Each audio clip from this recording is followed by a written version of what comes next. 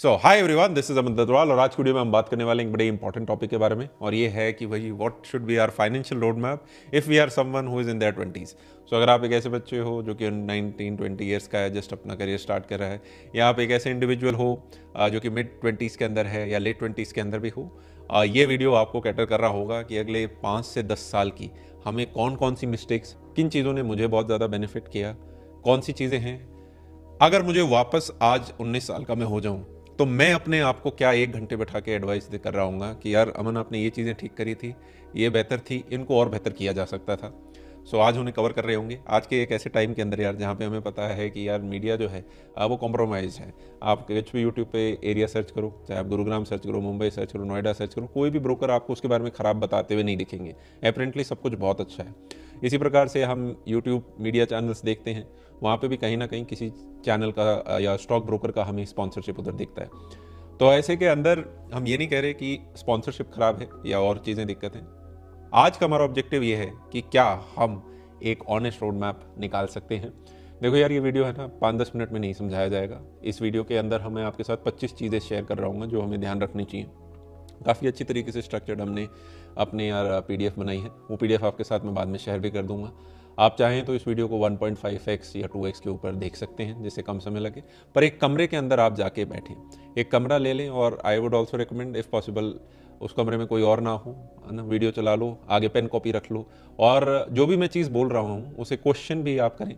Right, अपने घर में कोई पेरेंट्स हैं उनके साथ भी डिस्कस करें। कुछ चीज़ें ऐसी हैं जिनमें पेरेंट्स भी इंक्लूडेड हैं, तो उसको आप खुद अपनी पर्सनल ऑब्जर्वेशन के साथ देखें कि आज जो हमने डिस्कस किया उससे आपको कितना बेनिफिट होता है। शुरुआत करते हैं आज के इस जबरदस्त सेशन के साथ। सबसे पहली बात हेडिंग चपेट लेते हैं। So financial road map for 20s। सबसे पहले यार, don't trust media and brokers, check the sponsor. आज के दिन पहले होता था यार कि यार न्यूज़ मीडिया है, वहाँ पे है ना यार ये वाला चीज़ मार्केट बड़ा अच्छा कर रहा है, ये कमोडिटी बड़ी अच्छी कर रही है, ये स्टॉक बहुत अच्छा कर रहा है, एक मार्केट हाइप होता था। आज के दिन वो सेम चीज़ सोशल मीडिया के ऊपर आ चुकी है। पहले जो ब्रोकर होते थे वो रेडियो के ऊपर बताते थे कि फलाना प्रॉपर्टी आ चुकी है, प्लॉट आ गए हैं, फ्लैट आ गए हैं। आज के दिन सारी अल्ट्रा लग्जरी आपको इंस्टाग्राम और यूट्यूब के ऊपर भी दिखती है। So we have to be very smart while going through all this content, ठीक है, क्योंकि फोमो बहुत आराम से किक इन हो सकता है। Personal finance is more about personal and less about finance.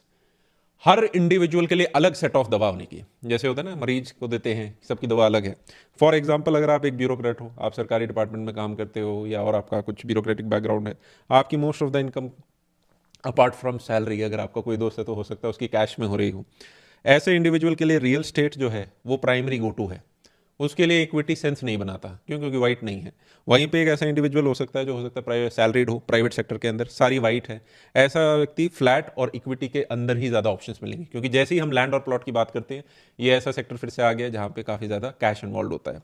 आज के समय में यार हम एक ऐसे टाइम में रह रहे हैं जहाँ पे चाहे डिमोनेटाइजेशन हो गया हो या बाकी उन सब चीज़ों के बाद भी आप अपने कभी पेरेंट्स से पूछेंगे तो आपको बताएंगे कि मार्केट में अभी भी काफ़ी ज़्यादा कैश जो है वो रोटेट हो रहा है।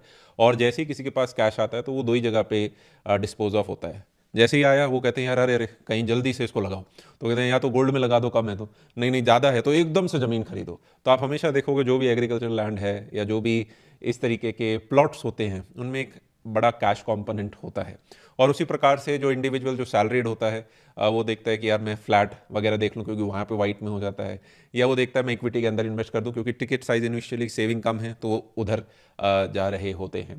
This is also a very great way to convert the black into a white, क्योंकि आप कैश के अंदर ज़मीन खरीदते हो but 10-15-20 years down the line you can show appreciation, और आप वाइट के अंदर एग्जिट कर लेते हैं कुछ लोग, तो जिससे उनकी एक वाइट इनकम दिखने लग जाती है।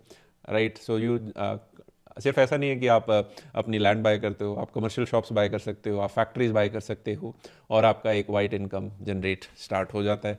This is yes something which is not ideal, but ये ऐसी कुछ बातें हम आगे बीच में करते रहेंगे। ये देखो जो सेशन है, मैं करने के लिए सिर्फ 10 पॉइंट बता सकता हूँ कि ये 10 करने, बट मुझे लगता है हर पॉइंट के अंदर अपनी ये गहराई है। कुछ एग्जाम्पल से समझते हैं तो वो चीज़ें स्टिक अराउंड रहेंगे और हम उन्हें भूलेंगे नहीं। एक चीज़ जो मैंने अपने पर्सनल एक्सपीरियंस से और समझी कि take advice from people who have achieved your goal. मान लो आपके दिमाग में एक नंबर है कि मुझे ये नंबर करना है, तो ऐसी एडवाइस लोगों से लो उन्हीं लोगों से लो जो वो ऑलरेडी उस चीज़ को खोद चुके हैं, आपसे ऑलरेडी 5 से 10 साल आगे हैं। कई बार क्या होता है, हमारे पेरेंट्स हमारे लिए बेस्ट हित चाहते हैं, तो उन्होंने 12th कॉलेज तक तो अपनी बेस्ट नॉलेज के हिसाब से आपको पढ़ा दिया, पर जो कॉलेज की बाद की दुनिया होती है, आप इंजीनियरिंग के अंदर जा रहे हो, आप मेडिकल के अंदर जा रहे हो, आप किसी प्रोफेशन के अंदर जा रहे हो, वहाँ पे हो सकता है फादर साहब की उतनी अच्छी नॉलेज ना हो। तो ऐसे पर्टिकुलर केस में उधर से एडवाइस आप ले लो, बट सीरियस एडवाइस आप किसी ऐसे सीनियर से लो जो ऑलरेडी उस चीज़ को ढंग से कर चुका है ना। सबसे पहले तो हमें ये समझना है कि भाई हम रोड मैप बना रहे हैं, रोड मैप बना रहे हैं तो फाइनल डेस्टिनेशन क्या है, हम पहुंचना कहाँ चाहते हैं। तो हमने कहा यार फाइनल डेस्टिनेशन हमारी कुछ फाई जैसी है ना। What is phi? फाई यार एक ऐसी चीज़ है, आपने कई बार सुनी भी होगी, पर मेरा फाई थोड़ा अलग है। मेरा फाई कुछ ऐसा दिखता है, मैं आपको अभी दिखाता हूँ इसमें। माई डेफिनेशन, मैं ऐसे उसको फाई को रिप्रेजेंट करता हूँ, इसको वो बाकी लोग ऐसे इस तरीके से दिखाते हैं। कुछ लोग आपने सुना होगा आरई भी लगा देते हैं, एक फायर नंबर कर देते हैं, पर मैं आपको बता देता हूँ हमारे लिए आरई नंबर किसी काम का नहीं है। ये होता है financial independence and retire early. Retire early आप अपने चारों ओर देख लो, आपको कोई इंडिविजुअल नहीं दिखेंगे जो रिटायर अर्ली हो जाते हैं। चाहे आप मुकेश अंबानी जी को देख लें, चाहे अडानी जी को देख लें, बिरला जी को देख लो, टाटा को देख लो, बाहर वॉरेन बफेट को देख लो, चार्ली मुंगर को देख लो, कोई भी विनर है, जो भी अच्छे इंडिविजुअल है जो अपने जीवन में कर रहे हैं, कोई रिटायर नहीं करता। मैं अगर अपने परिवार में देखूं तो मुझे सिर्फ कुछ ऐसे इंडिविजुअल दिखते हैं जो शायद आर्मी से जल्दी अर्ली रिटायरमेंट पे आ गए, तो वो अपने घर में है अभी। बाकी कोई भी इंडिविजुअल होगा वो अपना काम स्विच कर देगा। वो हो सकता है पहले एक जगह काम कर रहा था, अब 2-3 काम संभाल रहा है, या कैपिटल को इन्वेस्ट कर रहा है जो उसने अर्न किया है, स्विचिंग कर रहा है, कुछ ना कुछ काम जरूर करेंगे, क्योंकि आदमी घर पे बैठे बैठे बोर हो जाता है। आदमी को लाइफ में खुशी तब होती है जब एकदम से बड़ा कॉन्ट्रास्ट आता है, कि मान लो बड़ा दुख चल रहा था, बड़ा दुख चल रहा था, 11th 12th बड़ा दुख चल रहा था, फिर एकदम से कॉलेज में जाके कॉन्ट्रास्ट फील होता है, अरे वाह मजा आया। आप बहुत काम कर रहे थे, बहुत काम कर रहे थे, फिर एकदम से वेकेशन का ब्रेक लेते हो, बड़ा अच्छा लगता है। पर अगर आप एक कॉन्स्टेंट वेकेशन पे हो, मान लो 5 दिन पहाड़ अच्छे लगेंगे, 10 दिन अच्छे लगेंगे, 20 दिन अच्छे लगेंगे, 1 महीना, 2 महीना, 6 महीना, फिर आप कहोगे यार उबासी आने लग गई, क्या देखें, और आप कहोगे वापस शहर चलो। तो हमें कॉन्ट्रास्ट पसंद आता है, ठीक है। तो उसी प्रकार से अगर आप टोटली रिटायर हो जाओगे तो बोर हो जाएंगे, इसलिए नोबडी वांट्स टू रिटायर। तो मुझे लगता है वो वीडियो बनाने के हिसाब से एक अच्छा थंबनेल बन जाता है। बाकी रिटायर अर्ली हमारा गोल नहीं होना चाहिए, हमारा गोल है फाइनेंशियल इंडिपेंडेंस। और इसका अर्थ क्या है? इसका देखो, मैंने पर्सनली ये सोचा था कि आपका अलग अलग माइलस्टोन होने चाहिए। जैसे अगर आप एक बच्चे को सीधा बोलो कि यार आपको है ना मैथ्स में कैलकुलस सीखना है, तो एक 6th क्लास का बच्चा डर जाएगा, यार वो कैसे सीखेंगे। तो आप पहले बताते हो कि यार और कब नीचे आ जाओ, पहले है ना 3rd 4th क्लास से एडिशन सब्ट्रैक्शन मल्टीप्लिकेशन धीरे धीरे बढ़ाएंगे, आपको प्रॉफिट लॉस वगैरह समझाएंगे, फिर आगे बढ़ेंगे। तो इसी प्रकार से मुझे लगता है कि हमें अपने कुछ फाइ, फिर फाइ 1 और फिर फाइ 2, इस तरीके से डिफरेंट माइलस्टोन्स बनाने चाहिए। नाउ व्हाट इज फाइ, और ये हमें करना क्यों है, ये रैट रेस में घुसना क्यों है फाइ के। एक तो यार ये इस चैनल पे हम वीडियो सिर्फ उन इंडिविजुअल्स के लिए बना रहे हैं जिन्हें लाइफ में स्ट्रेस चाहिए, ये उनके लिए है जिन्हें लाइफ में ग्रोथ चाहिए। अगर उन्होंने लाइफ में ग्रोथ नहीं ली तो वो ज़्यादा स्ट्रेस में आ जाएंगे। क्या आपको समझ में आ रही है कि अगर उन्होंने ढंग से नहीं फोड़ा तो उनको ज़्यादा चिंता हो जाएगी कि यार अपन पीछे रह गए। क्या चीज़ समझ में आ रही है? मुझे पता है आज के दिन इंटरनेट पे काफ़ी ऐसी चीज़ भी है, यू ओनली लिव वंस, है ना, अपना जीवन जी भी लेना चाहिए। मुझे ऐसा लगता है जो लाइफ में अच्छा करियर वाइज कर लेते हैं वो ज़्यादा अच्छे से जी रहे होते हैं। अगर आप फाइनेंशियली बेहतर कर रहे होते हो तो आप बेहतर वेकेशंस पे जाते हो, बेहतर अपना फैमिली के ध्यान रख सकते हो, आपके पास अपने बच्चों और वाइफ या पार्टनर जो भी है उसके लिए ज़्यादा टाइम बच पाता है। तो अगर आपको एक्चुअली में ज़्यादा लाइफ को इन्जॉय भी करना है तो भी आप अपने 20s में जो करियर पे एफर्ट डाल रहे हो वो टोटली उसके साथ अलाइन करता है, राइट। वॉरेन बफेट हमेशा कहते हैं कि हम इस चीज़ में बिलीव नहीं करते कि आपको जो अपना एंजॉयमेंट है वो बाद में के लिए रखना चाहिए और अभी सैक्रिफाइस करना चाहिए। जो बंदा काम ढंग से कर रहा होता है ना वो इन्जॉय भी समहाउ ज़्यादा कर पाता है, ठीक है। और आगे बढ़ते हैं इसमें। Earn money so that we can take care of our self and family. हमारा गोल क्या है? कुछ इतना अमाउंट कर लें जिससे कि अपना और अपनी फैमिली का ध्यान रख पाएँ। Winners don't retire early. कुछ आपके जो खर्चे जो एकदम आएंगे अपने 20s के अंदर, आप में से कुछ के 30s में आ रहे होंगे, कुछ के शादी के खर्चे आएंगे, कुछ के बच्चों के खर्चे आएंगे, और आपकी जो पेरेंट्स की हेल्थ है वो बढ़ती जाती है। तो हम अपने 20s के अंदर यार इसलिए अर्न करना चाहते हैं क्योंकि हमें पता है 10 साल बाद हमारे 30s आ जाएंगे, और 30s के अंदर तो ये तीनों एक्सपेंसेस आ रहे होंगे। स्पेशली पेरेंट्स की हेल्थ भी सीवियर हो रही होती है, आपके बच्चों की पढ़ाई के खर्चे हो जाते हैं, शादी का आ जाते हैं। अब आप में से कई बोलेंगे नहीं हमें तो शादी करनी नहीं है, हम तो डिंग करेंगे। बट वो आज बात बोलती हुई अच्छी लग रही है, वो हम बात करेंगे 5 साल 10 साल बाद। मेजॉरिटी लोग अब क्या है, बस 30-35 में कर रहे हैं, बट अभी भी कर रहे हैं, ऐसा नहीं है कि आधी आबादी कर ही नहीं रही है, राइट। तो किसी टाइम में हम भी छोटे थे, हम भी बोलते थे, राइट, मेरे बड़े ब्रदर्स भी बोलते थे, बट इवेंचुअली सबकी शादियाँ हो गई। तो हमें प्रिपेयर इस हिसाब से रखना है कि यार 20s में इतना एफर्ट डाल दें कि 30s हमें मुश्किल ना लगे। और हमेशा से यही रहा है यार, जो भी आपकी लाइफ है, अगर आप अपनी लाइफ के शुरुआती फेज के अंदर एफर्ट डाल दोगे, स्कूल में मेहनत कर लोगे तो कॉलेज अच्छा मिल जाएगा, कॉलेज में मेहनत कर लोगे तो प्लेसमेंट अच्छी लग जाएगी, सीधे अपना अच्छा हाई पैकेज लगेगा, और अपने 20s में एफर्ट कर लोगे तो 30s आसान लगेंगे। अगर जिस इंडिविजुअल ने अपने 20s में एफर्ट नहीं किया, आपके लिए 30s 40s 50s बहुत ब्लंडरस आपको लगेंगे फॉर मेजोरिटी ऑफ पीपल। क्यों? क्योंकि एकदम से जिम्मेवारी बढ़ती है, फैमिली, हेल्थ।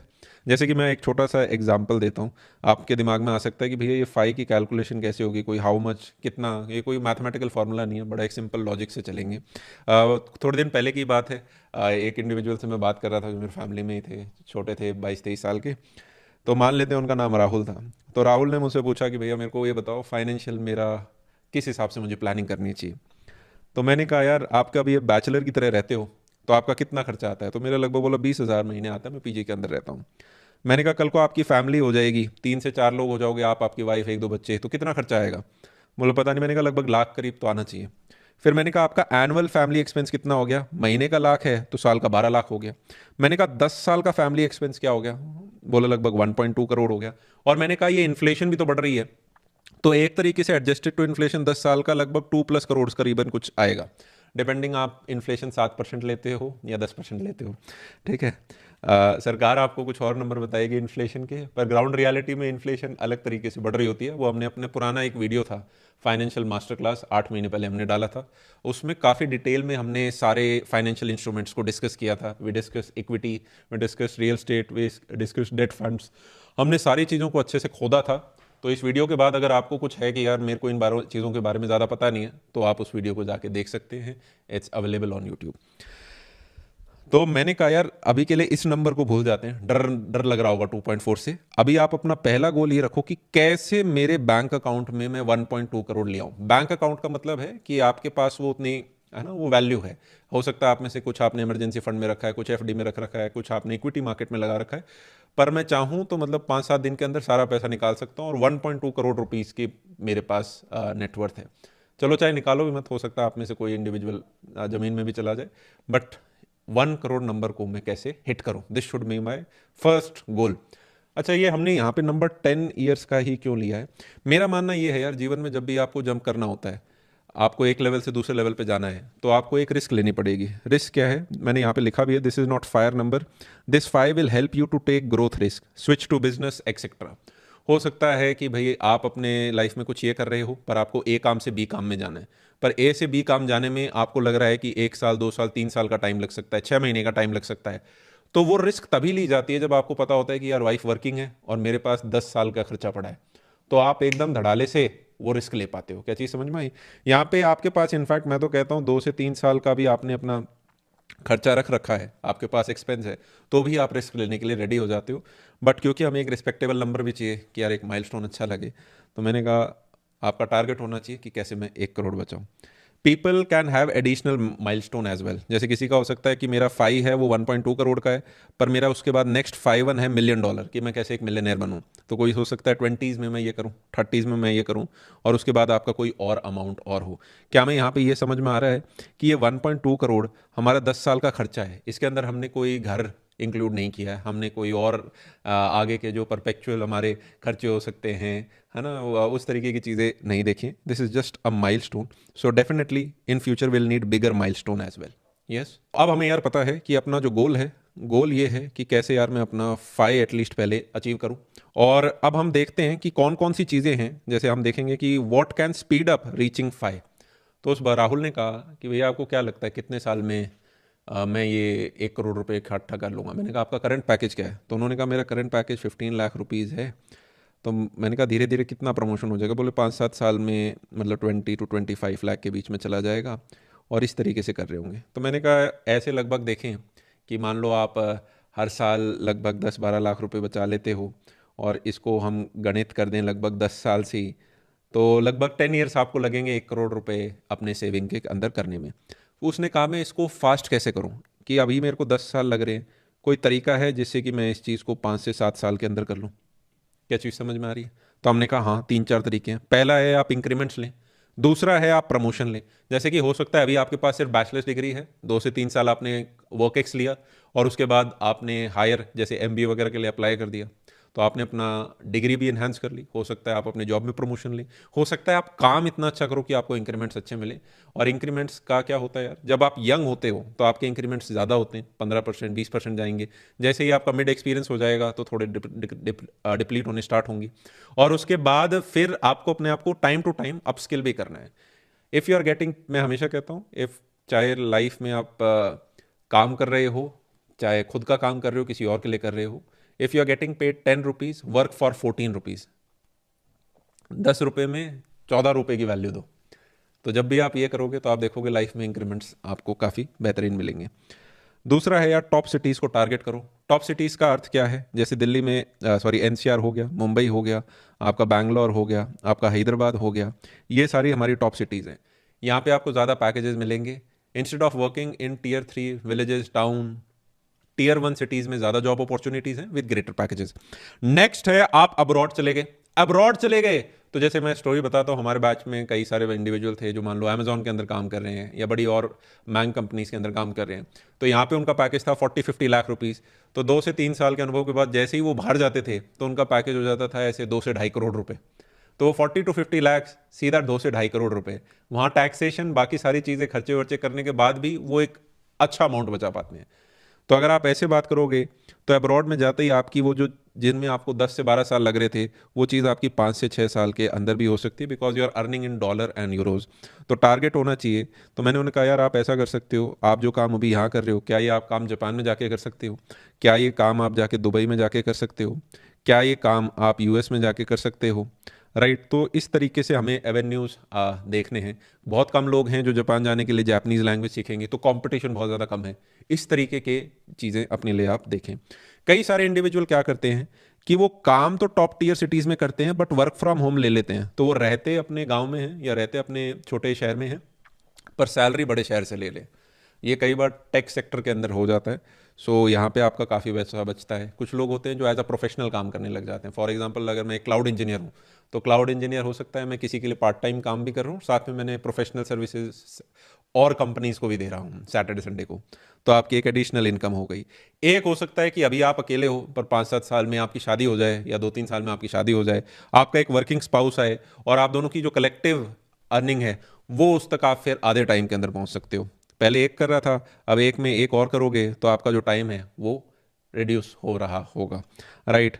अब आप में से कुछ कह सकते हैं भैया सैलरी सेम हुई नहीं हुई। देखो, अब एक जनरल सिनेरियो लेके आगे हम चल रहे हैं।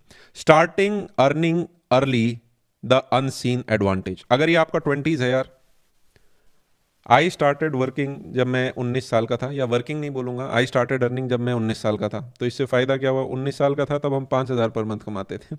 तो उससे कुछ काम नहीं चलता था, कॉलेज के अंदर ही थे, पर धीरे धीरे उसको बढ़ाया। कुछ कॉलेज सेमेस्टर्स की फ़ीस हमने खुद दी, तो काफ़ी अच्छा कॉन्फिडेंस हुआ। फिर जब ग्रेजुएट हुए तो हाईएस्ट पैकेज लग गया, तो मैंने कहा यार ये तो बहुत बढ़िया बेहतरीन हो गया। फिर बाद में हमने अपना खुद का काम स्टार्ट किया। तो जब आप अर्ली स्टार्ट करते हो उसका एक अनसीन एडवांटेज ये है, और ये मतलब दुनिया भर की आपके स्टडीज़ के अंदर भी कवर्ड है। यूएस का यार एक डेटा हुआ था कि कौन लोग हैं जो कि सबसे बेहतरीन एंटरप्रेन्योर्स रहते हैं और किस एज में सबसे बेहतरीन एंटरप्रेन्योर्स निकलते हैं। मैं आपको इसलिए बता रहा हूँ जिससे आपको यूँ ना लगे कि यार अपना टाइम तो नहीं निकल गया। रिपोर्ट ये निकल के आई कि ऐसे इंडिविजुअल्स जिनका बहुत बड़ा बिजनेस है, राइट, और वो अपनी कैटेगरी के अंदर लीड कर रहे हैं, इनका अगर एवरेज एज ग्रुप देखोगे तो वो 42 निकल के आता है। अब मैं मान रहा हूँ कि 42 के एज में अगर वो पीक कर रहे थे तो शायद उन्होंने अपना बिजनेस कहीं 6-7-8 साल पहले, 10 साल पहले स्टार्ट किया होगा। तो ये वही इंडिविजुअल होते हैं जो अपना यार स्टार्ट अर्ली करते हैं, फिर कहीं पे जॉब करते हैं, अपना एक्सपीरियंस किसी पर्टिकुलर फील्ड में बढ़ा रहे होते हैं, और जैसे ही उनका एक्सपीरियंस बढ़ता है फिर उन्हें मार्केट में कोई गैप दिखता है, कोई अपॉर्चुनिटी दिखती है, मीनवाइल उनका एक 5 ही हो चुका होता है कहीं जॉब करके, राइट। तो ये वाला जो इंडिविजुअल जब फिर अपना काम स्टार्ट करता है तो बाय द एज ऑफ 42 उसके पास बहुत सारा एक एक्सपीरियंस होता है किसी पर्टिकुलर फील्ड का। ज़्यादा रिस्क टेकिंग एबिलिटी होती है आपकी अर्ली एज के अंदर। जैसे छोटे बच्चे हैं ज़्यादा गलती करते हैं, कॉलेज के बच्चे हैं ज़्यादा गलती करते हैं। क्यों? एक तो टेस्टोस्टेरोन हाई है, राइट, मेजोर आधी आबादी के अंदर। वो ज़्यादा समझ भी नहीं है। एक होती है ना इनसेंस होती है, तो इनसेंस मतलब आपको ज़्यादा समाज पता नहीं कि कैसे चल रहा है, तो ऐसे में आदमी डरता नहीं है, लेता है रिस्क। कुछ खोने को नहीं है, जब बैंक बैलेंस ही आपका कुछ नहीं है तो खोगे क्या, वर्सेस समबडी जो कि अपने 30s या 35 के अंदर है और उसको अभी अपना करियर बनाना है, उसके लिए बड़ा मुश्किल है। इसीलिए कहते हैं अर्ली 20s के अंदर बहुत अपनी ताकत लगाओ, जिससे कि आपके पास एक फाये की शील्ड बन जाए। फाये आपकी शील्ड वो है जो कल को आपको स्विच करने में हेल्प करती है। This is one of the most important pivot of this road map. क्या आपको ये चीज़ समझ में आ रही है? तो हमें ये समझ में आया कि एक तो अर्न मोर, बेसिकली यार आपको एक मटका भरना है, और मटके में या तो अपनी अर्निंग बढ़ाओ, पैसा ज़्यादा डालोगे तो भरेगा, और इधर इसके नलका लगा हुआ है, इधर से आपके एक्सपेंसेस की वजह से ये निकल रहा है, तो अपने को क्या करना है, ये एक्सपेंसेस को रिड्यूस करना है। यस और नो? वो कैसे करेंगे? What can destroy your goals of reaching 5-1? Basically कैसे डिस्ट्रॉय? पर आपका गोल है 5, ये कब डिस्ट्रॉय हो सकता है? ये तब हो सकता है जब आप खर्चे ज़्यादा करो। खर्चे ज़्यादा कैसे होते हैं? पहला तो है, अगर आपने लोन ले लिया, ईएमआई ले लिया, क्रेडिट कार्ड अगर आपके पास है, तो ये एक बड़ा रेड फ्लैग है। अब आपको दुनिया भर के यूट्यूब पे वीडियोस मिल सकते हैं, दोस्त मिल सकते हैं, जानकार मिल सकते हैं, जो कहेंगे क्रेडिट कार्ड लेके आपको पता नहीं इतने बेनिफिट्स होते हैं। लोगों को पता ही नहीं है क्रेडिट कार्ड लेके आप फ्री ट्रिप्स कर सकते हो, क्रेडिट कार्ड लेके आपका डिनर फ्री हो जाएगा, क्रेडिट कार्ड लेके आपका ये हो जाएगा, आपकी फ्लाइट सस्ती हो जाएगी। कुछ लोग गाड़ियां खरीद रहे हैं, कुछ लोग बाइक्स खरीद रहे हैं, कुछ लोग घर के घर खरीद रहे हैं क्रेडिट कार्ड से।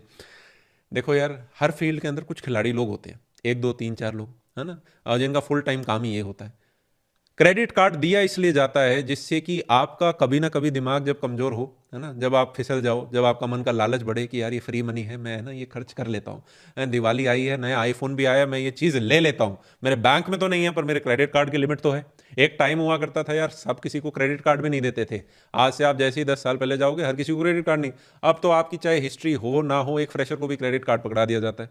ऐसे में क्या है, ऐसी कंपनी भी आ रखी हैं छोटे आपकी, जो आपकी क्रेडिट हिस्ट्री वगैरह कुछ नहीं, आपको हाई रेट इंटरेस्ट रेट पे फंसाना चाहती हैं। तो वो वेट क्या कर रही है, हम इनको यार कूपन्स देंगे, हम है ना इनको डिस्काउंट देंगे, हम इनको बेनिफिट्स देंगे। ये करते करते कभी ना कभी ऐसी इनके ऊपर जिम्मेवारी आएगी, 1 साल 2 साल 5 साल 10 साल के अंदर, जब फंसेंगे और अपना यार फिर ये लूप के अंदर फंस जाएगा। हमें लोन इज बेसिकली आपने अपने फ्यूचर सेल्फ से पैसा उठाया, वो सारा बर्डन आपके फ्यूचर सेल्फ के ऊपर पड़ेगा। अपने आप को हमें एक जनरल रूल बनाना है, loan is not for us. Loan उस इंडिविजुअल के लिए होता है जिसे लोन चाहिए ही नहीं। लोन उन खिलाड़ियों के लिए होता है जिन्हें लोन चाहिए ही नहीं। उन्होंने जो लोन लिया है वो उनके लिए 5% टाइप है, आप बोलोगे कल देना, कल दे देंगे। वो लोग हैं जो होम लोन ले रहे हैं जब इंटरेस्ट रेट बहुत डाउन है। वो लोग हैं जो बिजनेस लोन ले रहे हैं जब उन्हें पता है कि मेरा कैश फ्लो है वो फिक्स्ड है। क्या चीज़ समझ में आ रही है? हाँ या ना? तो कुछ लोग हैं जो लोन से काफ़ी ग्रोथ ले लेते हैं, बट वो खिलाड़ी आदमी हैं। अगर हम day to day average Tom Dick Harry की बात करेंगे, तो उस पर्टिकुलर केस में अपने को इस चीज़ से दूर रहना है। Right, this is my personal recommendation. Family की वॉन्ट्स पे अगर आप जैसे ही खर्च करोगे, क्या होता है, पैसा आता है, आप सोचते हो कि यार, जैसे मेरी फर्स्ट सैलरी आई थी, धीरे धीरे 3 महीने की जोड़ के मैंने 15,000 दिया मम्मी को। तो मैंने कहा अरे वाह नाइस, तो इस तरीके के प्रेजेंट तो दो यार, मतलब काफ़ी खुशी होगी, आपको याद भी रहेगा लाइफ लॉन्ग। बट एक होता है कि कुछ फैमिली की आप फिर अननेसेसरी वांट्स आप कर रहे हो, वो मांग भी नहीं रहे। आपने सोचा यार सैलरी आई है, मैं सबको आईफोन दिला दो। मैंने भी अपने टाइम में फ़ोन दिलाए थे, बट वो आईफोन नहीं थे, कम थे, और मैंने तब दिलाए थे जब मेरा पैकेज करोड़्स में चला गया था। तो आपको ये देखना है कि personal finance is about personal. क्या चीज़ समझ आ रही है? कई बार मैं ये वाला पॉइंट मैंने लिखा किस लिए, ये वाला पॉइंट मैंने उन लोगों के लिए लिखा है, आप ही में से 100 में से 10-15 लोग ऐसे हैं जो काफ़ी पीड़ित हैं। किस चीज़ से? Sending money to family under emotional pressure. कई बार क्या होती है यार कि फैमिली है वो आपकी काफ़ी पुअर है, मम्मी पापा कमा नहीं रहे हैं, ऐसे पर्टिकुलर केस में आपको बिल्कुल जिम्मेवारी लेनी चाहिए और अपने पेरेंट्स को हेल्प करना चाहिए, अपने यंगर सिबलिंग्स वगैरह उन सबको हेल्प करना चाहिए। पर कई बार क्या होता है, फैमिली पुअर नहीं होती, और उसके बावजूद इमोशनल प्रेशर के अंदर मान लो आपकी सैलरी है 1 लाख 2 लाख, और एक सिग्निफिकेंट पोर्शन उसका आपके वांट्स के अंदर जा रहा है। एक होती है नीड्स, एक होता है वांट्स, है ना। कई बार होता है कि यार आप रह रहे हो किसी शहर के अंदर, बट आपका गांव का घर है एक, और क्योंकि अब आपकी जॉब लग गई तो चौधराहट कब बढ़ेगी, जब आप गांव का घर बनाओगे। पर आप सोच रहे हो यार ये मेरे लिए इन्वेस्टमेंट डिसीजन ठीक है भी या नहीं, वहाँ अगर मैंने कुछ घर बना भी दिया तो उसमें रह तो सकते नहीं, राइट। तो चौधराहट क्यों करें, अभी तो अपने को फाई करना है। बट इस तरीके के एक फैमिली प्रेशर कुछ पड़ जाते हैं जिनके अंदर आदमी फंस जाता है। तो उन लोगों के लिए 10% लोगों के लिए मैंने कहा है कि आप अपनी फैमिली वांट्स नहीं, आप फैमिली नीड्स कर सकते हैं। वांट्स में जैसे ही जाओगे तो वांट्स की कोई सीमा नहीं होती। FOMO and over spending. कई बार हमें यूं लगता है यार अपनी जॉब लग गई, अब हमें नेहा कब देखेगी। नेहा को लगता है कि यार है ना, मतलब हमें हमें अटेंशन कब मिलेगी। राहुल कहता है मेरे को अटेंशन, मैं बाइक लूंगा, मैं गाड़ी लूंगा, मैं आईफोन लूंगा, तभी तो मुझे कोई भाव देगा। आप अपने जीवन के अंदर 8 से 10 गाड़ियां लेने वाले हो। क्यों? क्योंकि इंडिया जैसे कंट्री के अंदर 10 से 15 साल का रूल लगा हुआ है एक्सपायरी का। समझ रहे हो? 15 साल के अंदर आपकी गाड़ी एक्सपायर हो जाती है। और मैं इमेजिन कर रहा हूँ कि आप भी गाड़ी चलाओगे, आपकी वाइफ भी गाड़ी चलाएंगी, तो हर 15 साल में आपको 2 गाड़ी चाहिए। अगर आपकी उम्र 60 साल भी है, अगर आप मतलब 80 साल है टोटल और आप 60 भी और जीरो, आप 100 से ऊपर जाओ यार, पर 60 के हिसाब से भी गणित करें तो 2 4 6 8, 8 कार तो यही हो गई। कल को आपके बच्चे बच्चे हो गए, हो सकता है आप तीसरी कार भी लें। Point being your first car won't be your last car. तो इनिशियली हमें ध्यान देना है फाई के ऊपर, ना कि व्हीकल के ऊपर। व्हीकल अगर आप एक सेकंड हैंड भी लाओगे तो बहुत अच्छा रहेगा। मैं आपको अपनी स्टोरी बता देता हूँ। I was around 21-22 years old and I, मतलब यूँ होता है ना, बचपन में मेरे पिताजी के पास थी पहले चेतक स्कूटर, ठीक है, फिर वो मारुति 800 20,000 में सेकंड हैंड ली हुई, then we move to Nano. तो एक बच्चे की होती है कि यार मैं ना बड़ी गाड़ी लूंगा, because I was a student of DPS R K Puram and everybody use to come there in BMWs and Mercedes and what not. तो जैसे ही मेरा आए तो मैंने यार कहा कि मैं ना आई विल बाई जीएलएस। तो मैं गया और मैंने जीएलएस की टेस्ट ड्राइव ली और मैंने कहा this is a very nice car, इसको है ना करेंगे। But at the same time फिर अपने आप को समझाया कि यार दम होना चाहिए तो आपके अंदर दम होना चाहिए, ऐसा नहीं कि आपके पीछे खड़ी हुई गाड़ी के ऊपर देख के आपको ये किया जा रहा है। So what I then did is I वो गॉट अ स्विफ्ट, जो कि वही सेकंड हैंड थी, और उसी सेकंड हैंड स्विफ्ट को चलाया। ये लगभग 2.5 लाख रुपए में ली थी और मुझे आज तक चल रही है। मुझे लग रहा है मैं आज भी इसको बेचूंगा तो 1-1.5 लाख रुपए मिल जाएंगे। और मैं इसको जब गड्ढों पे चलाता था तो मुझे बिल्कुल दर्द नहीं होता था, क्योंकि मुझे लगता था यहाँ पे तो ब्रेक भी नहीं मारेंगे। I was very free mentally और सिर्फ अपना काम पे ध्यान देते थे। Then when I got married down the line, फिर आपके पास ऑप्शंस होते हैं depending upon how you are doing in your life, right.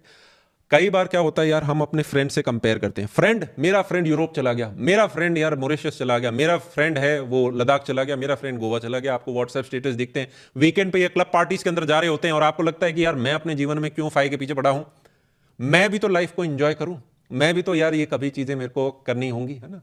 But आपको ये ध्यान रखना है, मेरा मानना है यार कि आपको एक्सप्लोर करना चाहिए, specially when you are bachelor. आपके लिए ट्रिप्स बड़ी सस्ती रहेंगी, आप उदयपुर भी घूम के आओगे। 3 दोस्त अगर आप गए तो आपका कमरे का किराया 3 में हिस्से में डिवाइड हो जाता है। लड़कों को इतना हाइजीनिक रूम भी नहीं चाहिए होता है मोस्ट ऑफ द से, सस्ता रूम में 3 में डिवाइड हो गया, बड़ी सस्ती ट्रिप आपकी निकल जाती है, बस ट्रेन के अंदर निकल जाते हैं। वंस यू गेट मैरिड आपको हाइजीन, है ना, सेफ्टी वगैरह बहुत सारी चीज़ें ध्यान रखनी है। सेम तो घूमना भी चाहिए, बट मेक श्योर कि आपकी प्रायोरिटी क्या है। मान लो अगर आपके पास 100 घंटे हैं, हम नहीं कह रहे कि आपको 100 घंटे काम करना है, आप 20 घंटे एंजॉय करो, पर एटलीस्ट 80 घंटे हमारा ध्यान ये होना चाहिए कि यार मेरे को 20s के अंदर अपने 5 पूरे करने हैं। क्या आपको चीज़ क्लियर हो रही है? यस और नो? अदरवाइज 30s के ऊपर मेरे पास अननेसेसरी बर्डन होगा। अगर कल को मैं शादी करता हूं तो I want to spend time with my children. वो टाइम कब मिल पाता है? जब आप अपने 20s के अंदर ढंग से घिस रहे होते हो, व्हेन यू स्टार्ट अर्ली। थोड़ा पेन हम शुरुआत में ले रहे होते हैं। एक चीज़ यार, और कई बार हम अपने फ्रेंड से कंपेयर कर रहे होते हैं, और फ्रेंड वगैरह जो होते हैं यार उनका बैकग्राउंड स्ट्रांग होता है। कई बार हो सकता है उसके पास यार लैंडलॉर्ड हो फादर, उनके पास फैक्ट्रीज हो सकता है उनका बिजनेस हो सकता है उनके पास और अदर मल्टीपल इनकम सोर्सेज हो सकता है फादर ब्यूरोक्रेट हो, पता नहीं क्या पीछे बैकग्राउंड हो, तो उसके पास तो यार अच्छी स्ट्रेंथ है। फॉर एग्जाम्पल जैसे जब मैं राहुल से बात कर रहा था तो मैंने कहा Rahul your goal is 5 and which is basically 1+ crore rupees, right. But since I knew him personally, तो मैंने कहा आपके फादर के हिसाब से you will also get an inheritance over $1 million, right. आपके सबके पास यार कुछ ना कुछ छोटा घर, बड़ा घर, लैंड वगैरह इस तरीके से होते हैं, but your parents money is not your money. ऐसा नहीं होना चाहिए कि यार पापा के पास 5 करोड़ का घर है तो फाय तो मेरे को करना ही नहीं है, जो अमन भैया 1 करोड़ का बता रहे थे। अब तो अपन सीधा ही कुछ इससे ऊपर की बात करते हैं। This is your father's money, this is your mother's money, this is your parents money, this is not your money. अगर आपके पेरेंट्स 100 से, आई होप वो 100 तक जिए, तो जब वो 100 तक रहेंगे तब तक आप ऑलरेडी 75-80 के हो चुके होंगे। By the time you'll get the money you are already very old, maybe आप भी ग्रैंडफादर बन जाए, ठीक है।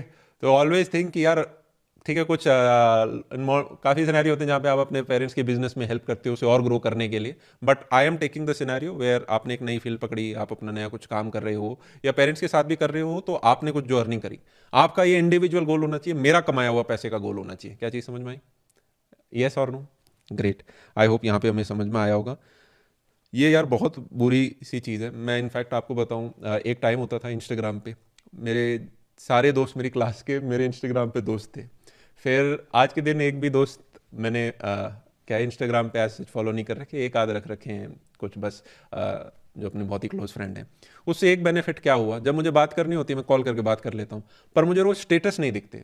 होता क्या है, आपके दोस्त हैं 50 कॉलेज स्कूल के, वैसे तो दोस्त तो मिलेंगे ही नहीं ढूंढने से, इन द सेंस कि आपके पास टाइम ही नहीं होगा उनके पास देने के लिए। आप साल में एक दो बार हार्डली दो चार लोगों से मिल पाओगे। बट आपको क्या है, व्हाट्सएप रोज सुबह मॉर्निंग में दिख जाएगा, इंस्टाग्राम पे दिख जाएगा, आप सोचोगे यार ये यहाँ गया, ये वहाँ घूम रहा है, ये यहाँ घूम रहा है, आपका ध्यान अपने ध्यान से चला जाएगा। इस फोमो से बच के रहना है। इसी की वजह से लोगों की ईएमआई चढ़ी हुई हैं, इसी की वजह से लोगों को लग्जरी वेकेशंस, एक होता है घूमना, एक होता है फालतू में पैसे लगा के घूमना, वो तब करो जब आपकी औकात हैसियत आपको वो अलाउ करे। हर चीज़ का यार टाइम आता है, ठीक है, हर चीज़ का टाइम आता है। प्रश्न ये है अभी जो टाइम है उसमें अपने को किस चीज़ पे फोकस करना है, अभी अपने को अपना बेस स्ट्रांग करना है। मैरिज में कई लोग यार ओवर स्पेंडिंग करते हैं। नाउ दिस इज, जैसे मेरी यार खुद की जब हम मैरिज हुई थी, right, my parents were very disappointed, not not because कि शादी क्यों कर रहे हो, दे वर डिसअपॉइंटेड बिकॉज मैं टाइम नहीं दे रहा था शादी को। दे वर कि अरे यार कुछ शॉपिंग करके आओ, है कुछ डेकोरेशन वगैरह इनमें पार्टिसिपेट करो, ये करो, है ना, this is a very special moment you should do. और उस टाइम काम का बहुत ज़्यादा चीज़ आ रखा था। तो मैं तो आपको कह रहा हूँ मैरिज पे ओवर स्पेंडिंग आपको पेरेंट कर रहे हैं, ठीक है, आपको मतलब, मैं तो कहता हूँ एज्यूमिंग कि 20 लाख एक तरफ से स्पेंड हो रहा है एंड 20 लाख एक तरफ से स्पेंड हो रहा है, मैं एक रैंडम नंबर ले रहा हूँ, व्हाट यू कैन डू, और वो कह रहे हैं कि हम और भी कुछ एक्स्ट्रा एक्स वाई जी लगाएंगे। आप ये कहो यार ऐसा करो, इसका है ना एक फ्लैट की आप अपना डाउन पेमेंट कर दो, एटलीस्ट आपका कुछ सामान तो आएगा, instead of spending on marriage and playing a status game, right. देखो यार अगर बहुत ही पैसा है, you are a 100 crore party, ठीक है, तब तो आपके फादर ने सब कुछ ध्यान रख लिया है, राइट नाउ बस अब आपको चीज़ें संभालनी है और ग्रो करनी है। आई एम टॉकिंग कि यार इतना middle class family, upper middle class, lower middle class, इस ब्रैकेट के लोग हो और आप अपना खुद के हिसाब से खोद रहे हो, तो उस पर्टिकुलर केस में इंस्टेड ऑफ ओवर स्पेंडिंग, मैं नहीं कह रहा कोर्ट मैरिज कर लें, बट ऐसा ना हो कि इतना लगा दिया है कि आपने 5 से 10 साल का लोन ले लिया। अगर इस तरीके से कर रहे हैं तो that would be little financially sense नहीं बनाएगा, right, I won't use other words. So कोशिश ये करो अगर थोड़ा कम्युनिकेट हो पाए, अगर आपको सरप्लस ओवर करना ही है, आपको मार्केट में कुछ रहे बड़ा नंबर फेंकना ही है, तो ऐसा करो दोनों जोड़ लो। आपने भी अपनी कुछ पर्सनल सेविंग करी होगी, आपने वाइफ ने भी करी होगी, कुछ पैसा इकट्ठा करके, मान लो 20 आपने सेव कर रखे थे, 60 लाख की डाउन पेमेंट करो, राइट, और अपने घर की एक किस्त लगा दो, एटलीस्ट कोई चीज़ पक्की तो बनेगी, राइट। कल को आपको चाहे उस घर में रहना है नहीं रहना है ना, आप उसको साइड में रख सकते हो। मेरा मानना ये है, for example this is Gurugram, right, this is Noida, आपने गुरुग्राम में एक फ्लैट ले लिया, कल को पता चला आपको नोएडा में रहना है क्योंकि नोएडा में आपकी जॉब थी। ऐसा नहीं है कि यहाँ पे घर आपने 2 CR का लिया तो जहाँ भी घर लिया ना यार, ये बढ़ेगा तो ये भी बढ़ेगा। क्या चीज़ समझ में आ रही है? बेसिकली आपने उतना पैसा ब्लॉक कर दिया अपने घर के लिए, उस घर को कभी भी निकालो और दूसरे घर के अंदर शिफ्ट हो जाओ। हाँ, एक टीडियस प्रोसेस है, 6 महीने साल भर लग जाती है। इस पूरे प्रोसेस के अंदर सेलिंग बाइंग में 10% की हिट भी लगती है, कैपिटल गेंस भी लगता है, रजिस्ट्री भी लगती है, सारा हेडेक होता है। बट वो ज़्यादा से ज़्यादा हिट आपकी 20% की है। 2 साल का आप कैपिटल, 2 साल की ग्रोथ मान लेना। पर जो भी आपने पैसा वो ब्लॉक किया, एक तरीके से वो घर का है। घर गुड़गांव में बढ़ेगा तो घर नोएडा में भी बढ़ेगा, घर दिल्ली में भी बढ़ेगा तो घर मुंबई में भी बढ़ेगा, कोई बहुत ज़्यादा डिफरेंस नहीं रहने वाला। क्या चीज़ समझ में आ गई? तो वो जो आपका पैसा है वो आपने एक तरीके से, चाहे आप अपना, मैं यूजुअली रिकमेंड करता हूँ आपको घर कब लेना चाहिए, जब आपकी शादी हो जाती है, जब आपके बच्चे हो जाते हैं, मोस्ट ऑफ द केसेस में जब आपका बच्चा एक स्कूल में चला जाता है और अब आप घर नहीं बदलना चाहते क्योंकि आप बच्चे का स्कूल रोज़ नहीं बदलना चाहते, तो आप रेंट पे नहीं रहना चाहते कि मैं लेफ्ट टू राइट जाऊँ, उस पर्टिकुलर एज गैप में लोगों के पास फाइनेंशियल पावर भी होती है, तब तक पैसा जोड़ भी चुके होते हैं, दो लोग अर्न कर रहे होते हैं, वो एक परफेक्ट सा टाइम होता है कि लोग बेट ले लेते हैं कि अपने को घर लेना होता है। बट अगर किसी की फाइनेंशियल स्थिति ठीक है तो instead of over spending on marriage, save that money, invest in the house, right, और invest in yourself. The best investment anyone can do is invest in themselves. आगे बढ़ते हैं, और ये है, हमने ये बात तो कर ली, इस टॉपिक की बात कर ली, running after materialistic status instead of building FI, this is stupid. FI को बिल्ड करना है, एक ही गोल है, giving money to your friends and relatives. जब मैं कॉलेज से ग्रेजुएट हुआ था, मैंने अपने कई सारे दोस्तों ने मेरे से 2-4 ने मांगे, मैंने दे दिए क्योंकि अपने बेस्ट फ्रेंड थे। होता क्या है कि आप उनसे चाहे वापस भी मत मांगो, पर अगले के इंडिविजुअल में है ना एक गिल्ट सा हो जाता है कि यार नेक्स्ट टाइम मैं इससे मिलूंगा तो कहीं पैसे ना मांग ले, तो आपकी जो बातचीत चलती है वो और बंद हो जाती है। तो वहाँ मुझे एक इंपॉर्टेंट लेसन ये मिला कि नेवर गिव, मतलब जहाँ पैसे को लाओगे वहाँ रिश्ते खराब होने के चांस बढ़ जाते हैं। देखो किसी को मेडिकल इमरजेंसी है तो ठीक है, तो जब भी आप पैसे दें तो एज अ चैरिटी दें, और किसी की इमरजेंसी है तो दें, राइट। ऐसा नहीं कि किसी को मतलब वेकेशन पे जाना है, आपने लोन दे दिया, फिर आप वेट कर रहे हो कि यार ये वापस कब देगा, आपका इन मोस्ट सिनेरियो वो बातचीत जो है वो खराब हो जाएगी। इस चीज़ से बचें। क्या चीज़ समझ में आ गई? Invest on dress and address if your work is B2B। कई बार आपने देखा होगा कि यार लोग जो हैं वो ड्रेस एड्रेस, आप दिखते कैसे हो, आप रहते कहाँ हो, जैसे कि आप कौन सी गाड़ी में चलते हो, these act as an investment if you are working B2B। जैसे कि अगर आप एक लॉयर हो तो अगर आप मर्सिडीज में चलते हो तो उससे आपका क्लाइंट आपको सीरियसली लेता है, हाँ, आपको पैसे ज़्यादा मिलते हैं। अगर आप एक CA हो, राइट, आप एक रियल स्टेट ब्रोकर हो, क्लाइंट आपसे करोड़ों की चीज़ लेने आ रहा है तो वो देखता है कि यार ये इतना पैसा मैनेज कर भी सकता है, नहीं कर सकता, तो वो आपकी गाड़ी देख के इंप्रेस होता है। इस तरीके के जो काम हैं वहाँ पे a good house, a good address, a good dress, a good car are not खर्चा, दे आर बिजनेस इन्वेस्टमेंट। क्या चीज़ समझ में आ गई? So one advice won't fit everyone. हर बंदे की यार जो दवाई का डोजेज है वो अलग अलग होने वाला है। इसलिए मैंने शुरुआत में भी कहा था कि कोई ब्यूरोक्रेट है उसके लिए तो बेस्ट रियल स्टेट है क्योंकि वो कैश में डील कर रहा है, पर कोई सैलरीड इंडिविजुअल है उसके लिए फ्लैट इक्विटी, ये वाले वाइट वाले ज़्यादा ऑप्शंस बचते हैं। इन्वेस्ट ऑन ड्रेस ये हम कर चुके। Be prepared for tsunami events. Tsunami वो है जो सब कुछ वाइप आउट कर देती है। जैसे कि मान लो आपके घर में पेरेंट्स के कोई ना हो, बट मान लो हेल्थ इमरजेंसी आई, कैंसर जैसे ट्रीटमेंट 50 लाख 1 करोड़ 1.5 करोड़ तक के खर्चे आ जाते हैं, तो वो एक बार में लपेट देते हैं। तो ऐसे में हेल्थ इंश्योरेंस होना बहुत जरूरी है, स्पेशली आपके पेरेंट्स का, आपका। और एक और इंश्योरेंस होती है टर्म इंश्योरेंस। पर टर्म इंश्योरेंस तब काम की है जब आपकी शादी वगैरह हो जाए, तो आपकी डेथ के बाद आपकी फैमिली के हिसाब से वो चीज़ आ जाती है, या फिर आपके पास ऊपर जिम्मेवारी है किसी लोन अमाउंट वगैरह की अपने पेरेंट्स की, right. Use the 3 bucket system. अब है क्या, आप पूछोगे भैया वैसे ये बताओ what would be an ideal way. I am creating this video in a way कि अगर मेरे को अपने यंगर सेल्फ को बताना होता, this is my personal recommendation, right, you can make changes as per your choice. This is my income, what I would do is 2 से 4 महीने का एक्सपेंस तो मेरे पास बैंक के अंदर पड़ा होना चाहिए in my savings account. And the reason is एकदम से कुछ इमरजेंसी हुई, रात को 2 बजे आपको हॉस्पिटल जाना पड़ा, तो आप अपनी इंश्योरेंस एक्टिवेट नहीं कराओगे, पैसे नहीं, आप ATM में डालोगे, आप नेट बैंकिंग करोगे, आप कार्ड से ट्रांसफर करोगे। तो आपके पास 1 to 4 लाख का अमाउंट ऐसा होना चाहिए जो आपके बैंक अकाउंट में है। क्या चीज समझ में आई? इसको आप चाहें तो स्वीप FD टाइप कुछ रख सकते हो, उस पर ठीक मिल जाता है, नहीं तो चाहे सेविंग्स अकाउंट में रख लो, चाहे हमें ज़्यादा रिटर्न ना मिले, ये अपने पास होना चाहिए। इसके बाद जब यहाँ पानी ये भर जाएगा तो पानी इधर जाएगा, और यहाँ पे आप ये छोटा सा फिल्टर देख रहे हो, this filter is for insurance. ये इंश्योरेंस है आपकी हेल्थ इंश्योरेंस एंड आपकी टर्म इंश्योरेंस, अगर आपके पास फैमिली वगैरह है तो। ये मैंने नीचे मेंशन भी किया है, ये आपको 2 भी दूंगा। Get a term insurance if people are dependent on you. अगर कोई डिपेंडेंट ही नहीं है, फैमिली वेल ऑफ है, शादी वादी करनी रखी, तो टर्म इंश्योरेंस की एज सच नीड नहीं है। Get a health insurance for your self and your parents, ये ज़्यादा इंपॉर्टेंट है। इसको अच्छे से पढ़ो, अच्छे से वेट कराओ, अच्छे से इसकी चीज़ें देखो। कई बार ले लेते हैं पर ध्यान नहीं देते।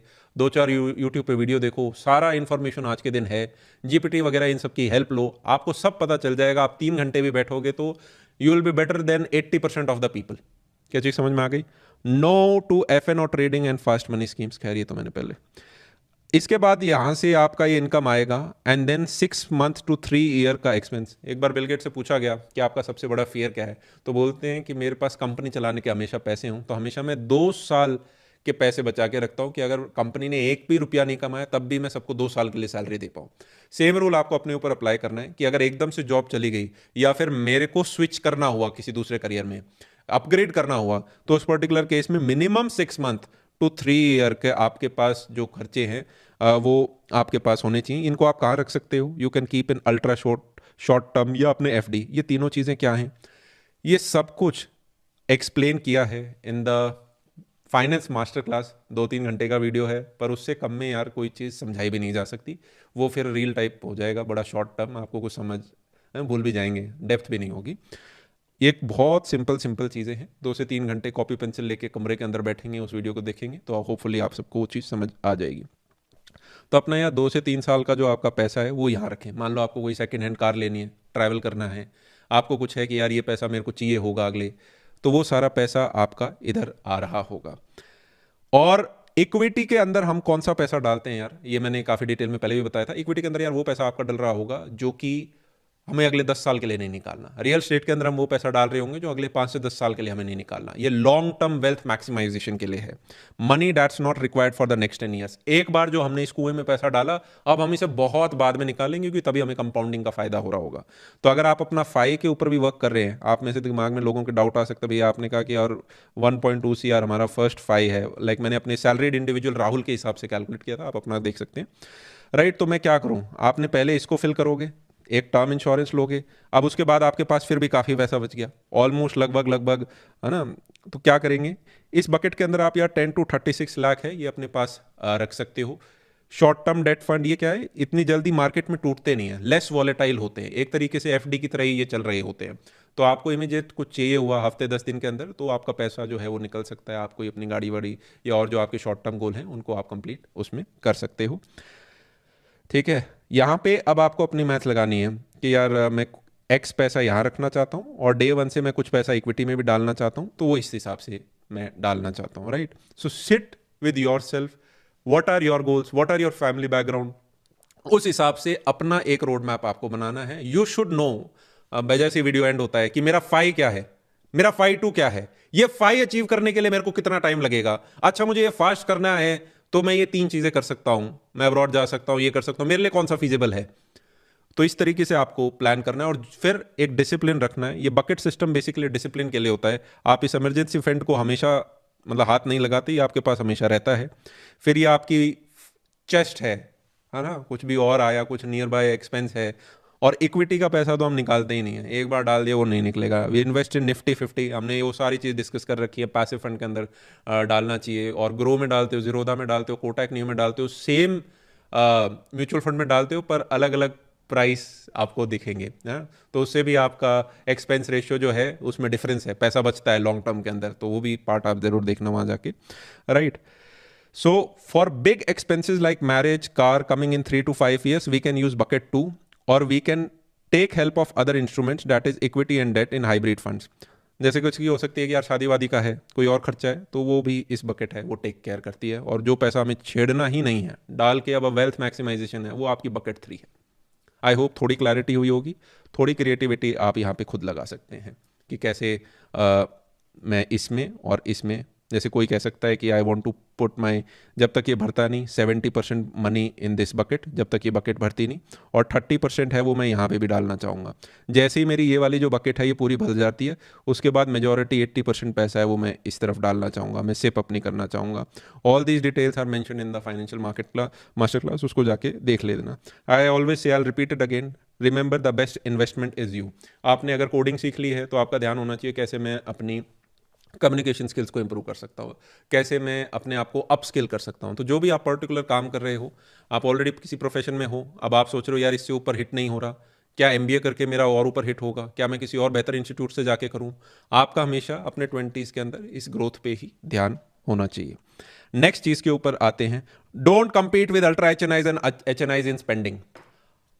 सक्सेस की डेफिनेशन क्या होती है यार, किसी भी 2 समझदार आदमियों से पूछोगे वर्ल्ड में सक्सेस की डेफिनेशन क्या है, तो वो दोनों सेम डेफिनेशन नहीं बता पाएंगे, हर एक के लिए अलग डेफिनेशन है। बट अगर हम फाइनेंशियल सक्सेस की बात करें तो डिपेंड करता है आप कौन से मोहल्ले में पूछ रहे हो। अगर आप एक Tier 3 शहर के अंदर पूछोगे कि who is a successful person financially, तो एक पिक्चर आती है कि शायद एक ऐसा व्यक्ति जिसने 50-70 लाख का एक छोटा घर बना रखा है और 10-20 लाख 25 लाख की एक आगे घर के आगे गाड़ी है, तो हम कहेंगे यार ठीक है, बच्चे स्कूल जाते हैं, शादी हो रखी है, this is a successful person. पर जैसे ही आप गुरुग्राम के अंदर आओगे, साउथ दिल्ली के अंदर आओगे, मुंबई के अंदर आओगे, तो सक्सेसफुल आदमी की डेफिनेशन क्या है, जिसके पास गाड़ी हो। गाड़ी तो इतनी है, यहाँ ट्रैफिक जाम होता है, तो कौन है सक्सेसफुल, जिसके पास मर्सिडीज हो, जिसके पास घर हो। घर तो बहुत सारे, कौन सा, जिसके पास पेंट हाउस हो, विला हो, बंगला हो। क्या चीज़ समझ में आई। तो जो घर यहाँ 50 लाख का था, यही घर यहाँ पे 15 करोड़, 20 करोड़, 30 करोड़ का हो गया, ठीक है। और दोनों सक्सेसफुल है अपने अपने मोहल्ले में। So your neighbourhood plays a very important role. क्या चीज़ समझ में आ रही है। But when we are on social media, the whole world is our neighbourhood. तो आप सबसे कंपेयर करते हो अपने को। यार रास्ते पे चलती हुई स्कॉर्पियो से कोई दिक्कत नहीं है, पर पड़ोसी अगर स्कॉर्पियो ले लेता है, पड़ोसी अगर बड़ी गाड़ी ले लेता है, तो अपने को एकदम से जलन होती है, यार इसने कैसे ले ली। कोई रिश्तेदार कोई बेहतरीन घर या गाड़ी ले लेता है, तो अपने को एकदम से एनवी और जेलसनेस होती है। So we always compare ourselves with our neighbourhood, ठीक है। 2 जनरेशन पहले पंखे भी नहीं थे, लोग काफ़ी खुश थे। आज के दिन रूम में छोटा एसी लग जाता है तो कहते हैं अरे यार एसी कंप्लीट नहीं कर पा रहा है ना। तो नहीं, कूलर से बात नहीं बनेगी। So we always compare with what other people are getting. और ऐसे के अंदर इंटरनेट पे सबसे ज़्यादा वायरल चलते हैं यार, या तो नेगेटिविटी या बहुत ही ज़्यादा एस्पिरेशनल चीज़। आपको बहुत महंगी महंगी गाड़ियाँ और घर दिखेंगे तो आप अपने आप को कॉन्स्टेंटली अल्ट्रा एचएनआई से कंपेयर करते हो। पर यहाँ पे हमें ये सब समझना है कि मेजोरिटी ऑफ जो इंडिया है, 90 to 95% जो लोग हैं यार, वो लोअर मिडिल क्लास है ना, मतलब वो अल्ट्रा एचएनआई नहीं है। अल्ट्रा एचएनआई वगैरह ये सब तो लेस देन 20,000 है इंडिया के अंदर, पर इनके वीडियो रील्स आपको ज़्यादा दिखेंगे। So most are living easily on interest of interest, even on 10% interest they earn 25। Ultra HNI कौन होता है पहले तो मैं बता देता हूँ। इट इज़ अ पर्सन जिसकी नेटवर्थ लगभग 250 करोड़ होती है। 250 करोड़ रुपए को आप 10% ब्याज के ऊपर भी रखोगे तो इसका साल का 25 करोड़ हो जाता है। इस 25 करोड़ को भी मैं दोबारा 10% ब्याज के ऊपर रखूंगा तो लगभग 2.5 करोड़ रुपए आएगा। ठीक है, कि मैंने किसी हाइब्रिड फंड में डाल दिया, 10% ही मिल रहा है मुझे। ये 2.5 करोड़ से भी ये अपना घर अच्छे से चला सकता है, काफ़ी लग्जरी तरीके से और एक्सेसिव स्पेंडिंग करके भी। तो ये इंटरेस्ट के इंटरेस्ट पे जी रहा है, तब भी अल्ट्रा रिच है। और आप हो सकता है कि आपकी इनकम हो 50,000, 1 लाख, 2 लाख, और आप सोचो कि यार मैं इसके वाले शौक कंप्लीट करना चाहूँ। वो इंडिविजुअल गोवा नहीं, मॉरिशस भी घूम सकता है, न्यूजीलैंड भी जा सकता है, काफ़ी अच्छी फोटोज भी दिखा, इनफैक्ट हो सकता है वो फोटो दिखाए भी नहीं क्योंकि वो चीज़ों को प्राइवेट रखते हैं until unless कोई सोशल मीडिया पे ही ज़्यादा एक्टिव है। पर आप हो सकता है मैच करने के चक्कर में अपने फाइस को भूल गए हो कि यार मुझे इस फाइ के पीछे जाना था, मुझे पहले औकात हैसियत ठीक करनी थी। उसके घर में शायद उसकी जनरेशन में 2-3 जनरेशन पहले किसी ने वो डिसिप्लिन रखा था, इसलिए आज वो वहां पर हैं। तो मैं अपनी जनरेशन में इस डिसिप्लिन को लेकर आता हूं, ये तो मैं कर लूंगा। आप गोवा 10,000 में भी घूमने जा सकते हो, और अगर आप लाइफ में ठीक करो तो आप 5 लाख में भी घूमने जा सकते हो। इट्स अ मैटर कि आप, टाइमिंग यार लाइफ में बड़ा इंपॉर्टेंट है। जैसे कि आप 9th क्लास में भी नेहा बना सकते हो, पर हमें ये ध्यान रखना चाहिए कि लाइफ में आप एक नेहा लेके आओगे जो आपके साथ 50 से 60 साल भी रहने वाली है। तो नेहा आपको मिल जाएगी और वो 60 साल के लिए भी मिलेंगी, राइट, अगर आप मैरिज निभा पाते हैं तो राइट टाइमिंग है ना। वो 12th का बोर्ड उसी टाइम आएगा, वो कॉलेज एडमिशन का पेपर उसी टाइम आएगा, तभी फोड़ना जरूरी है। प्लेसमेंट जब आ रहा है तभी फोड़ना जरूरी है, 20s के अंदर ही फोड़ना जरूरी है। बाद में तो यार अपन एनर्जी भी कम होगी, रिस्क भी कम ले पाएंगे, जिम्मेवारी भी ज़्यादा बढ़ेंगी। क्या चीज़ समझ में आ रही है? टाइमिंग, राइट टाइम पे चौका मारना इज़ वेरी इंपॉर्टेंट, राइट। सो और एडिशनली यार उनकी एक्टिव इनकम भी होती है। ये तो मैंने सिर्फ उनके नेटवर्थ पे ब्याज का ब्याज मैंने आपको दिखाया। इसको मैं एक एग्जांपल और से भी समझाना चाहूँगा। आपने कई सक्सेसफुल लोगों को सुना होगा कहते हुए कि यार आपको है ना खर्चे अपने कम करने चाहिए, सेव काफ़ी ज़्यादा करना चाहिए, 50% सेव करना चाहिए, इतना परसेंट सेव करना चाहिए। अब मान लो एक इंडिविजुअल है जिसकी सैलरी है 50,000, इसके खर्चे हैं 40,000 के, और ये 10,000 बचा पाता है, तो हम क्या कहेंगे कि यार ये अपना 20% सेव कर रहा है। वहीं पे हो सकता है किसी की सैलरी 5 लाख हो महीने की, और ये सिर्फ 1 लाख है ना, 1 लाख या 2 लाख ही इसका महीने का खर्चा है, तो ये बचा कितना लेता है? ये 3 लाख बचा लेता है। तो इसकी परसेंटेज क्या है? 60% सेविंग हो गई। वहीं पे उस ऐसे भी लोग हैं जो 50 लाख कमाते हैं, सोशल मीडिया पे ज़्यादा दिखते हैं, कम पर दिखते ज़्यादा हैं क्योंकि सब देख रहे हैं। ये हो सकता है कि यार ये 10 लाख खर्च करता हो अपने ऊपर मंथ का, पर ये 40 लाख सेव कर रहा है, तो ये 80% सेव कर रहा है। ये सारे नंबर्स में पोस्ट टैक्स है कि मतलब टैक्स देने के बाद इनके पास इतना बच रहा है, ये अज्यूम कर रहा हूँ।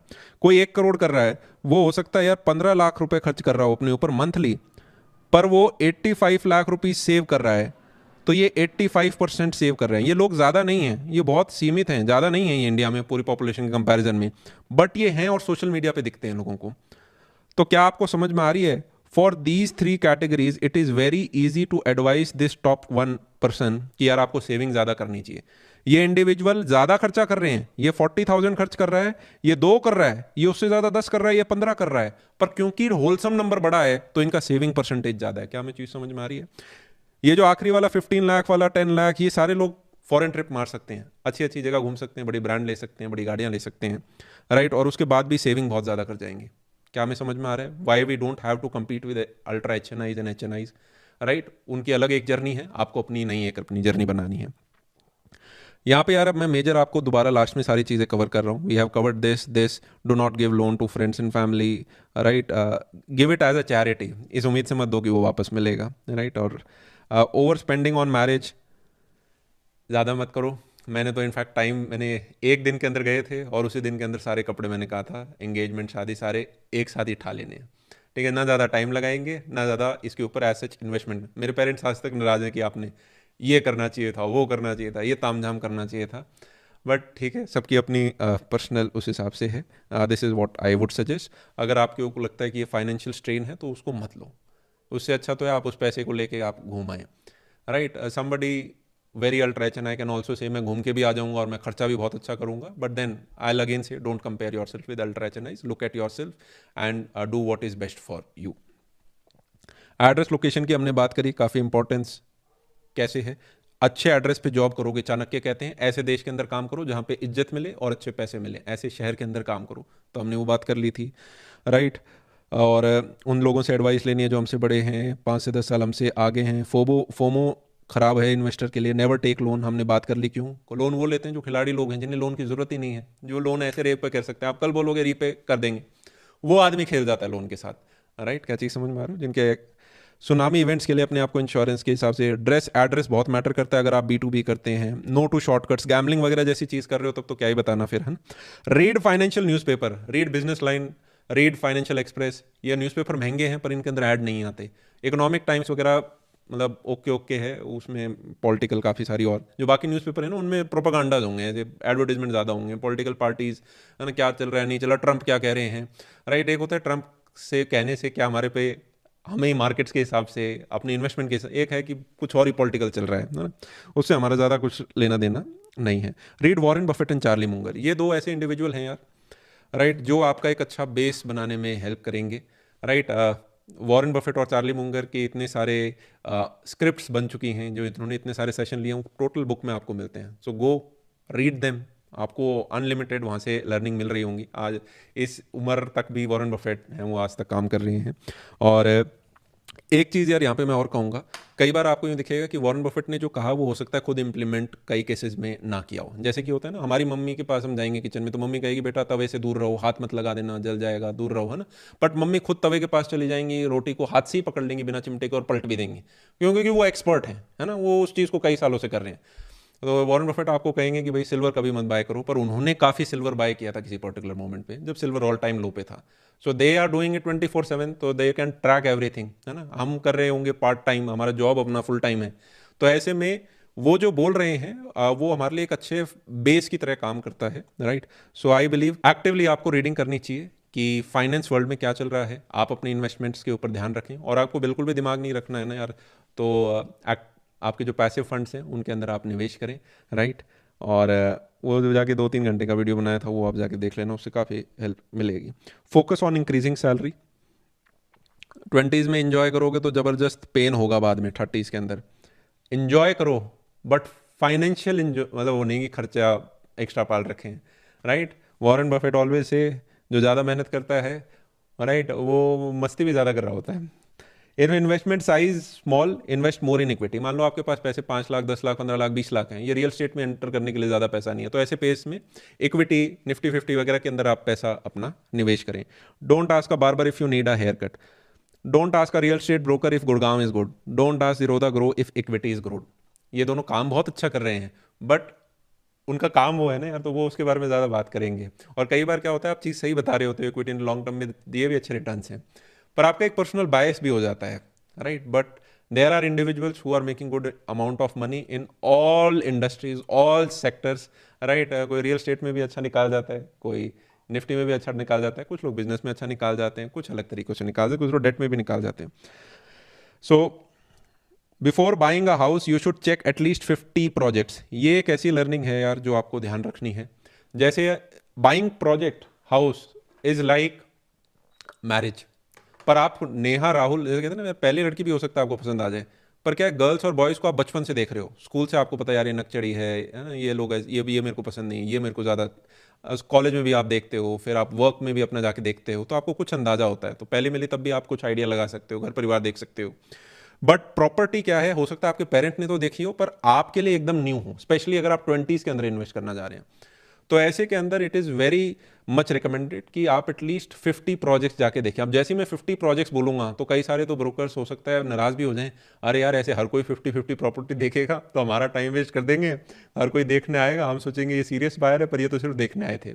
ये मैं ऐसा क्यों कह रहा हूँ, क्योंकि जैसे ही आप फर्स्ट टाइम इंडिविजुअल की तरह जाते हो ना यार, तो होता क्या है कि आपने एक प्रोजेक्ट देखा, आपको उतना ही पता है जितना ब्रोकर ने बताया, जितना इंटरनेट पे लिखा है, पर गुरुग्राम जैसे या नोएडा जैसे शहर के अंदर भी माइक्रो मार्केट्स बहुत सारे हैं। हो सकता है कहीं पे प्राइस ऑलरेडी मैक्स आउट हो चुका है, कहीं पे ग्रोथ अपॉर्चुनिटी काफ़ी ज़्यादा अच्छी है। जैसे एक छोटा सा उदाहरण ले लेते हैं कि मान लो किसी को 500 गज का प्लॉट खरीदना है और सिर्फ एनसीआर ले लेते हैं और एनसीआर में देखते हैं कितना वेरिएशन है। One is Noida, right, one is Delhi and one is Gurugram. अगर आप दिल्ली के अंदर एक 500 गज का प्लॉट लेते हो तो उसके ऊपर आप अपना एक स्टिल्ट पार्किंग बनाओ और अपना 4 मंजिला बना सकते हो, 1 फ्लोर, 2 फ्लोर, 3 फ्लोर, 4 फ्लोर। और मैं चाहूँ तो एक मंजिला के ऊपर 2-2 अपार्टमेंट भी दे सकता हूँ। तो एक तरीके से मेरे पे टोटल 8 यूनिट हो गई। क्या चीज़ समझ में आई? और इन 8 की मैं सेपरेट रजिस्ट्री अपना करा सकता हूँ। वहीं पे जैसे ही मैं गुरुग्राम के अंदर जाऊंगा, वही सेम 500 गज के प्लॉट में मैं स्टिल्ट बेसमेंट तो बना सकता हूँ, पर उसके ऊपर मैं सिर्फ 3 ही फ्लोर बना सकता हूँ, 1, 2, 3। चौथा मैं बना सकता हूँ पर मुझे पड़ोसी से परमिशन लेनी पड़ेगी और जो रोड है वो 10 मीटर से ज़्यादा वाइड होनी चाहिए। अच्छा, इसमें मुझे ये भी समझना है कि एक फ्लोर पे एक ही यूनिट हो सकती है, जिसका अर्थ ये है कि यहां पे सिर्फ 3 से 4 बायर को बेच सकता हूं, इधर मैं 8 बायर्स को भी बेच सकता हूं, मल्टीपल और बायर्स हो गए। वहीं पे अगर हम नोएडा के 500 गज की बात करेंगे तो पहली बात तो वो फ्री होल्ड नहीं है। फ्री होल्ड का मतलब कि गुड़गांव में आपने कोई लैंड ली तो वो अब आपकी परपेचुअली तक, जब तक आप मरोगे नहीं, बच्चे पोते बेचोगे नहीं, तब तक आपकी है वो। नोएडा में क्या है, सरकार ने 90-99 साल के हिसाब से दे रखी है, पर यहां पे बीच में डिवीजन नहीं है, इस पूरे का सिर्फ एक ही ओनर होगा। आप बिल्डर फ्लोर बना सकते हो किराए के हिसाब से, पर बेच नहीं पाओगे। यहाँ पे डिफरेंस दिखा, यहाँ मैं एक बार बेच सकता हूँ, इधर मैं 8 छोटे टुकड़ों में बेच सकता हूँ, इधर 3 से 4 टुकड़ों में बेच सकता हूँ। और ये तो सिर्फ एक एनसीआर के मार्केट है। यहाँ पे हम और चीजें लगा दें कि कौन सी गेटेड है, अच्छा कितनी रोड वेड्थ है, कौन सी पार्क फेसिंग है। नोएडा में सिर्फ पार्क ही पार्क है, पार्क ही पार्क है। गुरुग्राम में पार्क ही नहीं है। दिल्ली बीच का सा है, डिपेंडिंग अनऑथराइज में हो या ऑथराइज में जा रहे हो। तो इतनी सारी बड़ी वेरिएशन आ जाएगी, ठीक है। तो जब तक आप 50 प्रोजेक्ट नहीं देखोगे कि अरे यार ये बने हुए फ्लैट कैसे होते हैं, राइट, तब तक आपको ये नहीं पकड़ में आएगा कि डेंसिटी क्या है, अरे मेरे को ये चीज़ चाहिए नहीं चाहिए। आपको बिल्डर्स का डिफरेंस नहीं पता चलेगा, कुछ बनाते बेचते अच्छा है पर मेंटेन अच्छा नहीं कर पाते। 25 चीज़ें आपको पता चलेंगी, राइट। अब आप कहोगे भैया हम कोई फुल टाइम ये काम थोड़ा ना करते हैं, अपने को तो लेना है, आगे बढ़ना है, इतने में तो रेट बढ़ जाएंगे और हम पता नहीं कहाँ पीछे रह जाएंगे जीवन के अंदर। अगर थोड़ा सा भी इंटरेस्ट है, सैटरडे संडे चले जाया करो। साल में 50 आपके सैटरडे संडे आते हैं, 52। एक साल के अंदर ही आप देख लोगे। 50 का मतलब 50 नहीं यार, 20 देख लेना, 25 देख लेना, पर एटलीस्ट 20-25 जरूर देखना और अच्छे प्रोजेक्ट्स देखना, तभी आपको कुछ बेसिक नॉलेज हो पाएगा। ये बड़ी स्ट्रॉन्ग एडवाइस है, पर्सनल एक्सपीरियंस से मैं आपको बता रहा हूँ, जिससे आप एक बैड इन्वेस्टमेंट से बचेंगे। इनफैक्ट कई सारे लोगों से भी बात करो यहाँ पे जो ब्रोकर्स ना हो, ब्रोकर से भी करो, पर ऐसे लोगों से बात करो जो ऑलरेडी प्लॉट वगैरह ये सब ले चुके हैं इस पर्टिकुलर एरिया में, वो आपको अलग एक डिफरेंट इनसाइट देंगे। बिजनेसमैन का बहुत स्ट्रॉन्ग इनसाइट होगा यहाँ पे, क्योंकि इंडिया के अंदर रियल एस्टेट इतना महंगा हो चुका है आज के दिन। इस रियल एस्टेट के बारे में या तो ब्यूरोक्रेट को पता है या बिजनेसमैन को पता है, क्योंकि वो मल्टीपल इन्वेस्टमेंट कई बार कर रहे होते हैं, अल्ट्रा एचएनआई से, राइट। तो वो अच्छा इंसाइट दे पाएंगे, या फिर आप खुद भी एफर्ट डाल सकते हो। Don't invest in construction properties, invest in ready to move. देखो किसी आदमी के लिए हो सकता है कंस्ट्रक्शन प्रॉपर्टी मतलब कि प्रोजेक्ट बनेगा आराम से, धीरे धीरे 5 साल में 6 साल में पैसा देंगे, तो कई लोग उधर लालच में चले जाते हैं। जिस व्यक्ति का खिलाड़ी आदमी है, 24/7 काम ही है, वो तो पैसा बना जाएगा। कई बार क्या होता है, वो रिस्क भी ले लेगा। हो सकता है वो 5 करोड़ का फ्लैट ले रहा है, उसके लिए सिर्फ 5% रिस्क है, is a big man, right. उन्होंने अर्निंग कर रखा है, वो 5% पोर्टफोलियो है, वो बिल्डिंग नहीं भी बनी तो ज्यादा फर्क नहीं पड़ेगा। पर हो सकता है वो आपकी अभी तक की सब सारी हार्डवर्क की अर्निंग हो, तो आपके लिए रेडी टू मूव है, वो ही हमेशा एक बेहतर चॉइस रहेगी। नोएडा की सबसे बड़ी बिल्डिंग बीच में रुकी हुई थी, गुरुग्राम के रेजिडेंशियल सबसे बड़ी बिल्डिंग रुकी हुई थी, आप सेक्टर 80 के अंदर जाएं तो इतने सारे आपको रुके हुए प्रोजेक्ट दिखेंगे। So we should never take a risk कि यार ये पता नहीं कितना मेरे को लालच में आदमी फंसता है, लालच मुंह में फंसता है। ऑलरेडी इतने बने हुए प्रोजेक्ट हैं, उनमें आप छांट छांट के लो, इसकी डायरेक्शन ठीक है क्या, इधर का कंस्ट्रक्शन ठीक है क्या, इधर पानी पूरा ठीक है क्या, इधर के बेसमेंट में तो पानी नहीं भर जाता है क्या, यहाँ का गार्डन अच्छे से मेंटेन करके रखते हैं क्या, इधर के रेजिडेंट सारे सेटिस्फाइड हैं क्या। आपको 25 चीज़ें और पता चलेंगी रेडी टू मूव में, जो आप देख के ले पाएंगे। This is a strong advice, right. वैसे मैं हमेशा कहता हूँ कि 30s के अंदर आपको घर लेना चाहिए, बट कई बार क्या होता है पेरेंट्स हेल्प कर देते हैं, और आज का टाइम ऐसा है कि जहाँ पे पेरेंट्स को बच्चे को कई बार हेल्प करना पड़ता है स्विच करने में। आप एक दूसरे शहर में हो, आप प्रॉपर्टी निकालते हो और नए शहर के अंदर शिफ्ट कर रहे होते हो, आपकी एक अर्निंग है, उससे आप कुछ ईएमआई कवर करते हो, राइट। ऐसे केसेस में ये ध्यान रख लेना कि टाइटल किसके नाम पे है। If you are paying the EMI, make sure you are also a title owner of that particular property and land. कई बार क्या होता है आप ईएमआई दे रहे हो पर लैंड आपके नाम पे नहीं है, वो फैमिली में किसी और के नाम पे है, और 10-20 साल बाद फिर वो रिश्ते ख़राब होते हैं, टेंशन होता है, आपके स्ट्रेस होता है, 5 साल उम्र कम हो जाएगी।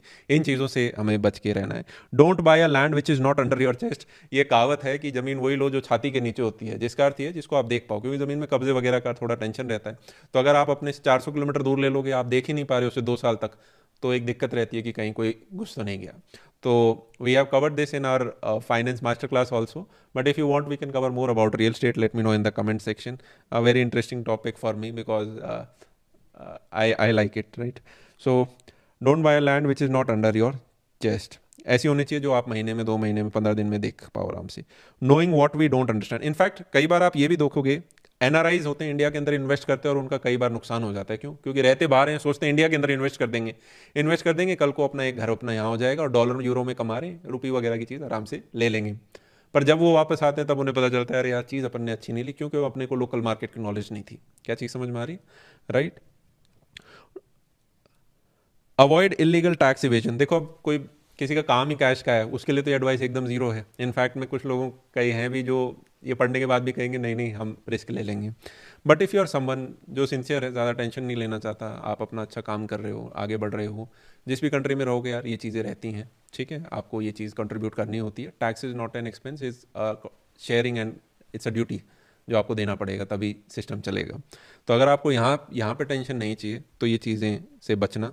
Technology is rising. आपको लग रहा होगा कई बार क्या होता है, सीए होता है वो, कोई जो लोकल सीए तो नहीं, कोई अकाउंटेंट वगैरह होता है, वो कहेंगे अरे नहीं नहीं हम आपका संभाल लेंगे, आपका है ना ये भी नहीं लगे वो भी नहीं लगे, ये सेक्शन लगा देंगे। आपके पास कॉल आ जाएगी 3 साल बाद, 4 साल बाद, 100 रुपये पे आपको टैक्स देना था, 25 रुपये पेनल्टी की वजह से वो ज़्यादा और ले लेंगे आपसे, 60, 70, 80, 100 तक ले लेंगे। तो इन चीज़ों से बचो। अच्छा, कुछ लोग होते हैं जिनका अपने हाथ के ऊपर कंट्रोल नहीं होता, खर्चा ज़्यादा करते हैं। मैं इसको थोड़ा कम समझ पाता हूँ पर्सनली कि खर्चा कैसे नहीं रुक पा रहा, बट फिर भी अगर आपको करना है तो समथिंग मुझे लगता है जो वर्क कर सकता है, आप ट्राई करना। करेंसी यूज़ कर, एटीएम से पैसे निकालो 5-10 हज़ार रुपये और उसी को खर्च करो। आप किसी को 2,200 रुपये पेटीएम पे दोगे, बिल्कुल फील नहीं होगा। पर अगर आप 500 के 4 नोट निकालोगे और फिर 100 के 2 नोट और रगड़ोगे और फिर 6 नोट दोगे, आपको फील होगा काफ़ी अच्छे से। क्या चीज़ समझ रहे हो? वो भी फील हो रहा था पर ये ज़्यादा फील होगा। तो अगर आप ज़्यादा खर्चीले टाइप हो तो ऐसे मोड रखो जो ज़्यादा फ्रिक्शन हो। बैंक हमेशा चाहेंगे कि आप आंखें ब्लिंक करो और ट्रांजैक्शन हो जाए, इतना आसान करना चाह रहे हो तो है कि आप मूवीज़ में दिखाते हैं ना, हाथ आपने टच किया और ट्रांजैक्शन हो गई। बट जितना फ्रिक्शन होगा उतना आप सोचोगे, समझोगे, देखोगे और कम खर्चे कर रहे होगे। There are some myths about money. Money does not buy happiness. देखो it won't buy happiness but it makes you happy. Why? Because अगर आप देखो डिवोर्स का नंबर 1 रीज़न क्या है, नंबर 1 नहीं तो नंबर 2 में आपको ज़रूर मिल जाएगा कि finance is a major reason. कई बार क्या होता है, एक ही घर में सारे लोग रह रहे हैं, अगर आपके पास फाइनेंसिस ठीक होते तो आप 2 मंजिला घर रख सकते थे, ऊपर नीचे रहते, कलेश कम होते। हर चीज़ में आप देखोगे, हेल्थ केयर में आपके पास बेटर सुविधा मिल जाती है, एजुकेशन में बेटर सुविधा मिल जाती है। If you are doing well you can give more time to your family and your children and your parents. और ये time is also in itself money. क्या चीज़? आप अपनी हेल्थ का अच्छा ध्यान रख पाओगे, खा पी अच्छा पाते हो, तो definitely it also gives you respect in the society. Right? आदमी 4 लोगों में रहता है, कहता है यार हाँ मुझे अच्छा है, मैं मेरा काम बढ़िया चल रहा है, ठीक है। तो 4 लोगों में रहता है तो उसको रिस्पेक्टफुल फील होता है। आई होप ये जो लोग बोलते हैं that it doesn't buy happiness, मैं हमेशा मजाक में कहता भी हूँ, ऐसा करो उन लोगों को कहो आपने जो कमा रखा है वो दान कर दो और आप भी शामिल हो जाओ। तो जो भी इंडिविजुअल आपको ये एडवाइस दे रहा है वो आपका शुभचिंतक नहीं है, वो आपको झूठ बोल रहा है। और है ना, उन्हें कह दो आपके जो एक्स्ट्रा है ना वो आप किसी को दे दो, ऐसा करो, आपको ज़्यादा खुश नहीं कर रहे तो। Every old person is a wise person, not necessarily आपको ओल्ड एज के हिसाब से नहीं जाना है। डेफिनेटली वो कुछ विजडम दे सकते हैं, पर हो सकता है वो फाइनेंशियल विजडम के साथ अलाइन ना करें। कई बार क्या होता है, पेरेंट्स आपको 10th 12th कॉलेज तक की अच्छी एडवाइस दे पाते हैं, पर करियर में आपको क्या करना है, करियर में कौन सी चीज़ करनी चाहिए, कई चीज़ें जो आप रिस्क लेना चाह रहे हो अगर पेरेंट्स से पूछने लग गए तो वो तो आपका भला चाहते हैं, आपको रिस्क आप आग के पास नहीं जाने देंगे वो। राइट? तो ज़्यादा पूछोगे तो कन्फ्यूजन आएगा, फियर आपके अंदर आ जाएगा, आप स्टेप नहीं ले पाओगे, एक्शन नहीं ले पाओगे। तो कई बार कुछ जब अच्छा करना हो सोचो और कर दो, ज़्यादा पूछो मत लोगों से। राइट? राइट? वाइज ओपिनियन लेने के चक्कर में हम पीछे रह जाएंगे। आप ऑब्जर्व करो, आपको लोग दिखेंगे ऑलरेडी उस फील्ड में, वो ऑब्जर्वेशन आप करें रेलिवेंट लोगों से जिन्होंने उस चीज़ को ऑलरेडी फोड़ रखा है। आप सिर्फ उन चीज़ों पे ध्यान रखें जो आप कंट्रोल कर सकते हैं। आप अपनी अर्निंग को ग्रो करने में कंट्रोल कर सकते हैं, स्पेंडिंग को तो टोटली आप अच्छे से मॉनिटर कर सकते हैं। जो कई सारे गड्ढे बताए उनसे आपको बच के रहना है। 3 बकेट सिस्टम है, उसको ध्यान रखना है। अब आपको वीडियो के एंड में अपना रुक के ये देखना है कि यार मैंने अपना फाई क्या है, कैसे मैं वहाँ तक पहुँच रहा हूँ, वो सारे स्टेप्स में आपको अपना अकॉर्डिंगली बांटना है। आई होप यार इस वीडियो के माध्यम से हमें काफ़ी सारी क्लैरिटी आई होगी और अब हम अपने फाई की तरफ जा रहे होंगे। देखो जीवन में कोई कहता है this is a rat race, this is not race, philosophy में ज़्यादा हमें नहीं घुसना चाहिए क्योंकि इंटरनेट पर अब हर कोई अपना व्यू पॉइंट बता रहे होते हैं और सबके व्यू पॉइंट उनकी स्टोरी में, अब उनके दिमाग में ठीक होते हैं। अब किसी के फादर के पास ऑलरेडी काफ़ी अच्छी सारी चीज़ें हैं, प्रॉपर्टी हैं, तो वो बच्चा कह सकता है यस हमें एंजॉय भी करना चाहिए, पर हो सकता है आपकी परिस्थिति अलग हो। क्या मैं समझ आ रहा है? Right. So if you are someone who wants to grow in life, who wants to succeed in life, जो 10 साल बाद 20 साल बाद जब मुड़ के देखे तो उसे लगे यार अपन यहाँ से यहाँ कैसे आ गए। अगर आप ये बंदा बनना चाहते हो जो 50 साल 60 साल 70 साल की उम्र में है ना, अब जब आपके बच्चे बड़े हो रहे हो तो आप उनके साथ टाइम दे पाओ, खेल पाओ, आपको यूँ ना लगे यार पता ही नहीं बच्चे कब बड़े हुए, आपको बिल्कुल पता है ये मेरे सामने ऐसे ऐसे हुए, आप उनको पढ़ा रहे हो, ये सारी चीज़ें अगर आप इन्विजन करते हो। और मैं हमेशा थोड़ा भी हम फैमिली ज़्यादा कर रहे हैं, मेरा हमेशा से मानना ये है 4 प्रकार के लोग होते हैं। एक वो जो सिर्फ खुद का पेट भरता है, ये जानवर भी करता है। एक वो जो खुद का और अपनी फैमिली का पेट भरता है। एक जो खुद का, अपनी फैमिली का और अपनी कम्युनिटी का पेट भरता है। और एक जो पूरी वर्ल्ड को वैल्यू देता है, अपने आस पड़ोस के काफ़ी समाज को देता है। ये जो 4th कैटेगरी वाले लोग हैं इनको नेचर सपोर्ट करता है, इनके पीछे नेचर की एनर्जी लगती है क्योंकि जैसे ही आप वैल्यू देते हो तो नेचर कहता है यार ये इसको मैं 100 देता हूँ, ये आगे बांट देता है, तो ऐसा करता हूँ इसको अब मैं 10,000 देता हूँ तो ये अच्छे से वेल डिस्ट्रीब्यूट करेगा। क्योंकि अंदर ही अंदर जो सबसे बड़ा ड्राइविंग फोर्स है वो एवोल्यूशन है, इसीलिए लोग आबादी बढ़ती है और एवोल्यूशन है आपका ट्रांसफ़र ऑफ नॉलेज। तो अगर आप वैल्यू देते हो राइट तो नेचर आपके पीछे लगेगा। तो मैं यूँ नहीं कहूँगा कि आपको अपनी सिर्फ फैमिली के लिए टाइम ज़्यादा मिलेगा, मैं कहूँगा आप अपनी लोकल सोसाइटी के लिए कुछ अच्छा कर पाओगे और आप नेशनल और ग्लोबल लेवल पे भी कुछ वैल्यू प्रोवाइड कर पाओ। आज के दिन जहाँ इंडिया है यार, अगले 20 साल हमारे लिए बहुत इंपॉर्टेंट है। पिछले 10 बड़े इंपॉर्टेंट थे और अगले 20 बड़े इंपॉर्टेंट है क्योंकि 20 25 30 साल के बाद हम बूढ़े नेशन हो जाएंगे। अब बच्चे और पैदा नहीं हो रहे हैं तो 30 साल बाद हम देखेंगे कि यार नई जनरेशन उतनी नहीं है, बूढ़े ज़्यादा हैं। येस और नो? तो जो करना है अब आपके और हमारे कंधों के ऊपर है और वो तब होता है जब हम मार्केट के सिर्फ स्पेकुलेशन में नहीं बैठे। कई बार बच्चा कहता है कि यार मेरे पेरेंट्स ने पैसा कमा रखा है, ऑलरेडी उनके पास एसेट हैं 5 CR 10 CR प्लस CR, है ना, तो मैं क्या, पापा पे प्रेशर डालता है वो, पापा ये आपने गंदी जगह ले रखा है, ये पैसे आप मेरे को दोगे तो मैं इस 5-10 को इन्वेस्ट करके और बड़ा कर दूंगा।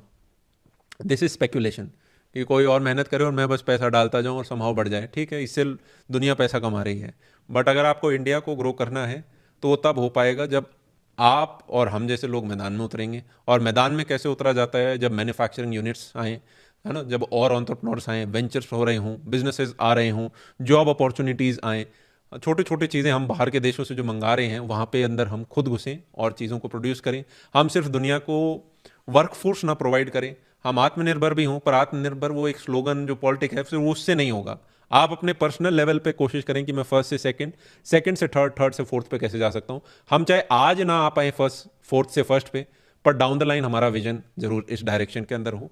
Talk to yourself. आज के दिन सोशल मीडिया के ऊपर इतनी ज़्यादा नॉइस है कि आप दिन में हो सकता है कि काफ़ी सारा कंटेंट देख रहे हो पर आपको कुछ भी याद ना हो और उनमें से आप एक्शन इंप्लीमेंट कुछ भी ना कर पा रहे हो। इसलिए मैं हमेशा कहता हूँ जब भी आप मेरे साथ वीडियो देखते हो, ये वीडियो देखते हो, एक कमरे में बैठ जाओ, एक कॉपी पेन आगे लो। राइट, वीडियोस लंबे होंगे, जानबूझ के लंबे रखे जाते हैं क्योंकि काम की बात समझाने में टाइम लगता है। राइट, और फिर देखो कि यार कैसे मैं इसको अभी इस मोमेंट के अंदर क्या मैं इसके ऊपर एक्शन ले सकता हूँ। Right, so I hope this session helped you in some way. Let me know how we can make ourselves reach closer to 5. Do you want me to cover something else? तो उसको भी हम cover कर सकते हैं। तब तक के लिए love you all, take care and see ya। देखो लाइफ में आपके ऊपर कोई और इतना फेथ नहीं है, आपको डेफिनेटली आपके पेरेंट्स की एस्पिरेशन होती है मेरा बच्चा ये कर जाए, पर आपको ही अपने ऊपर बिलीव करना पड़ेगा। आप और मैं अभी यहाँ पे बात कर रहे हैं पर ये वीडियो खत्म होने के बाद आप अपने साथ कमरे में अकेले बैठे हो, कोई आपको आके आपका दोस्त भी नहीं कहेगा। तो आप ही को अपने ऊपर भरोसा रखना है कि यार हाँ मैं ये चीज़ कर सकता हूँ। क्यों? क्योंकि ये इन जैसे 10 लोग और हैं, इन्होंने करा है, तो मैं क्यों नहीं कर सकता? और कर सकता हूँ तो आज मेरे पास क्या रोड मैप है, और इस रोड मैप पे ये मैंने अपना पन्ने पे लिख लिया, ये मेरे लिए, ये मेरी मेडिसिन है। अब इस मेडिसिन को खा लेते हैं, इस पे एक्शन लेते हैं और रुकेंगे नहीं। एक बार स्टार्ट हो गए तो फिर रुकेंगे नहीं। तो इसी के साथ आज का ये सेशन समाप्त करते हैं। तब तक के लिए फिर से take care and I'm in line with the stars, I'm in sync with the earth. 10 toes deep, flower child from the turf. I never switch sides, like even when I die, I'ma ride for the squad, let her ties in the hurt.